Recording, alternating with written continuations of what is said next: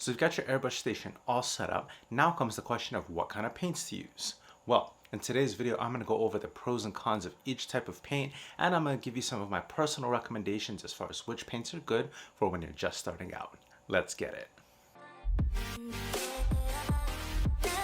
What's going on, everybody? Enamel Therapist here, and today we are doing part 2 of our complete airbrush guide. If you haven't checked out part 1 of getting your airbrush station set up, I'll leave a link in the corner for you guys to check out. Now, part 2, we're going to be talking about paints and primers, so stay tuned for that. We'll get to it in just a minute. First, I want to say thank you to the Gunpla store for working and collaborating with me on this video. The Gunpla store is working with me to get this paint tutorial out to you guys so you can get up and running, and in return for putting these videos out, they're going to host my videos on their website so you guys can check them out both here on my page and on their place when you guys are shopping around for some of the paints that I may go over in today's video. I'll also leave a link down in the description for any of the paints that I recommend. Now, let's jump into the paints for today.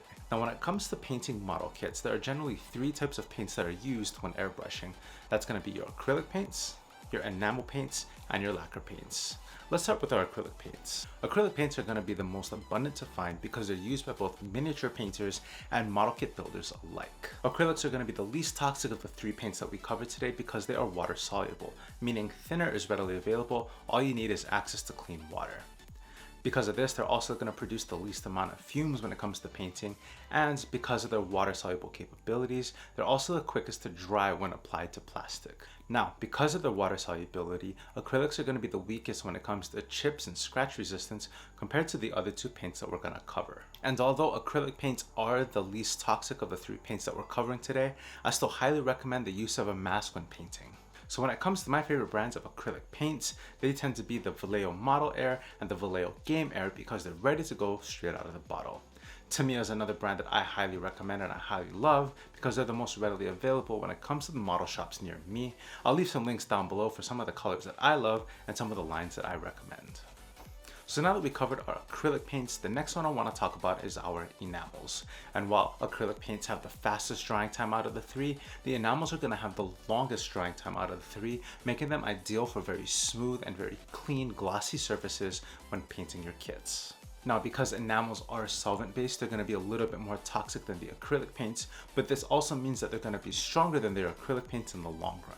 Now, the biggest drawback to enamels is that they're going to be the hardest to find in an airbrush form, meaning most times enamels are going to come ready to go for hand painting details for a lot of your smaller kits. But don't worry, there's one brand that I highly recommend when it comes to enamel paints, and that's going to be your Acrylic brand.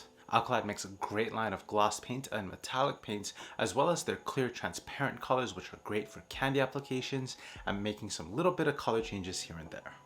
Now, the final paint that I want to cover today before we move on to our primers is going to be lacquers. Now, lacquers are going to be just like our acrylics, where they're going to be extremely abundant and easy to come by, but like our enamels, they're going to have a little bit of a longer drying time, and because they're solvent-based, they're going to produce the most toxic fumes of our 3 paints. And although lacquers are going to be the most toxic of the 3 paints, I find that lacquers tend to be the strongest out of the 3 paints as well. Now, when it comes to ready-to-go lacquer paints, my favorite brand has been the G paints, and those are the ones that I started with when I first moved on to lacquer. If you haven't checked out my review of those, I'm going to leave a review card up in the corner for you guys to check out if you think you want to pick up some of the version 1 or the version 2 Studio Gundam G paints. So a quick recap of our paints: acrylics are going to be the weakest, but the quickest to dry when it comes to paint, and is also going to be the least toxic. Enamels are going to be the next least toxic, and they're going to be also ideal like the acrylics for hand painting, some small details here and there. Finally, we have our lacquer paints, which aren't ideal for hand painting, but they're going to be the strongest paints that you have out of your airbrush. So with that in mind, I hope you guys are able to make your best choice when it comes to paints. Now, let's get ready to move on to the importance of having primers. So Gundam model kits are amazing in that they have color detailed and color separated parts. This poses a unique challenge for Gundam modelers because now we need an intermediary step between the base color of the plastic and the final color of paint that we want to apply on top. So to better demonstrate this and so you guys can see this for yourselves, let's head over to my paint station where we can play around with some paint on some plastic. Alright, so here we are in front of my paint booth and I've got my first demonstration set up. And as you can see here, I have some colored spoons here that have been half primered and half left unprimered. So you guys can see the difference between when a kit is primered and what that does for the paints versus when it is unprimered, and see what that happens and how the paint interacts with just bare plastic. So what I'm going to do is I'm going to go ahead and mask up, get ready to paint both of these spoons. And I'm going to paint the blue one here on the left with the Moto yellow. And then I'm going to paint the red one here on the right with, this is a Gaia white. And so I'm going to go ahead and get masked up and we can go ahead and see what we got.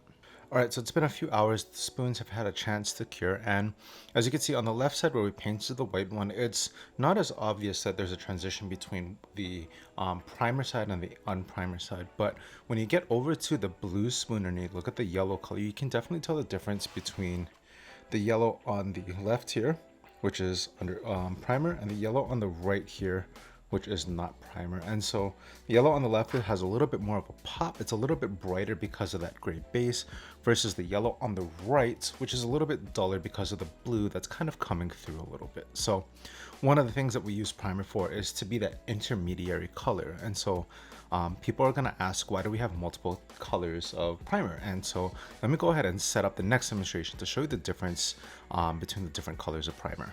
Hey guys, if you're enjoying the video so far, leave a like. It lets me know you're finding value in the content.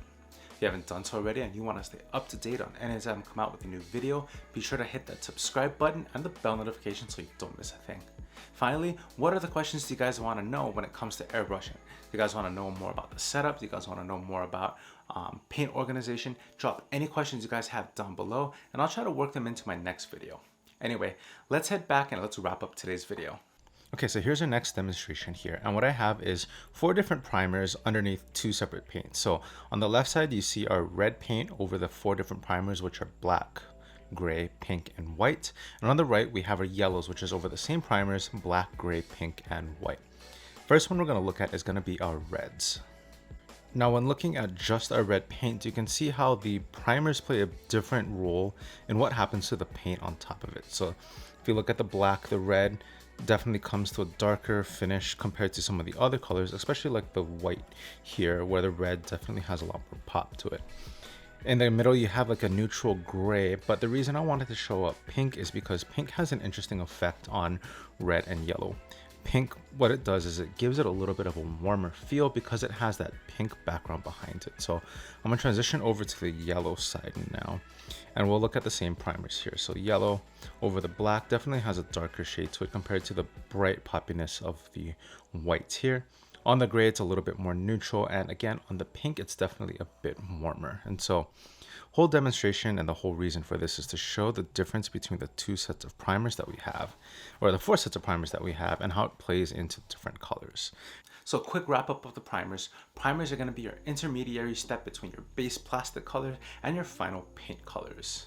If you can only choose one color, my highest recommendation would be gray, because gray is going to be the most neutral when it comes to your really dark colors, as well as your really bright colors. It's going to be the most forgiving.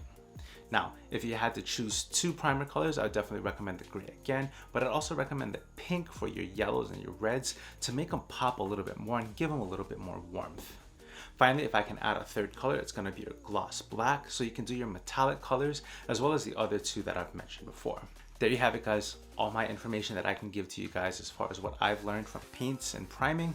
Thank you guys so much for joining me today. I hope you found some value in this content. Remember, take care of yourselves, take care of the people around you, and I'll see you in the next one.